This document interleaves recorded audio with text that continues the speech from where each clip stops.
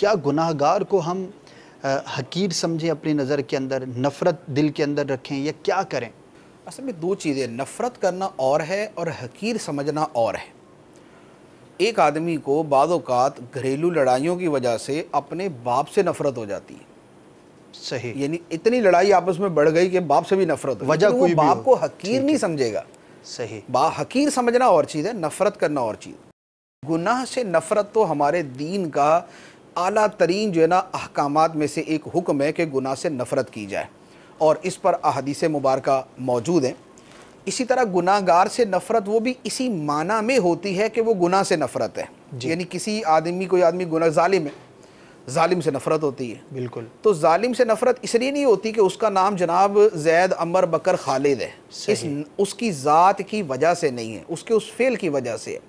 تو اصل نفرت اس فعل کی طرف ہی جاتی ہے، اگرچہ کہنے میں یہ کہا جاتا ہے کہ یہ بندہ فلاں سے نفرت کرتا ہے، جیسے ہم عام معروف اس میں بولتے ہیں کہ ہمیں جو ہے نا وہ حجاج بن یوسف سے نفرت۔ صحیح، حجاج بن یوسف ایک زمانے کا بہت بڑا ظالم تھا، تو اب اس میں حجاج بن یوسف کی ذات کے اعتبار سے تو نہیں، اس میں اس کے ظلم کے اعتبار سے ہے، تو لہذا وہ ظالم کی طرف جو نفرت کی نسبت بھی کر دی جاتی کہ ہمیں اس سے نفرت ہے، وہ اصل میں اس کے فعل ہی کی طرف منسوب ہوتی ہے، اگرچہ کہنے میں وہ لفظ نہ بولا جائے۔ ٹھیک ہے، دوسرا یہ ہے کہ کسی کو حقیر سمجھنا، یہ ایک جدا پہلو ہے، نفرت اور ہے، حقارت جو ہے یہ اور چیز ہے۔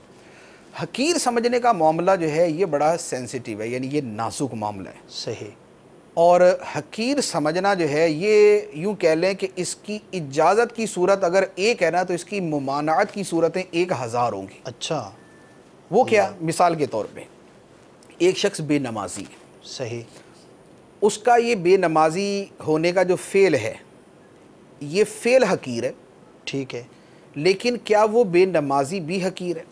صحیح، یہ دوسرا مسئلہ ہے۔ ٹھیک ہے، اس حیثیت سے کہ بے نمازی کا نماز نہ پڑھنا یہ قابل تحقیر فعل ہے، صحیح، قابل حقارت فعل ہے، لیکن ہم یہ نہیں کہیں گے کہ چونکہ یہ بے نمازی ہے اس لیے یہ حقیر ہے۔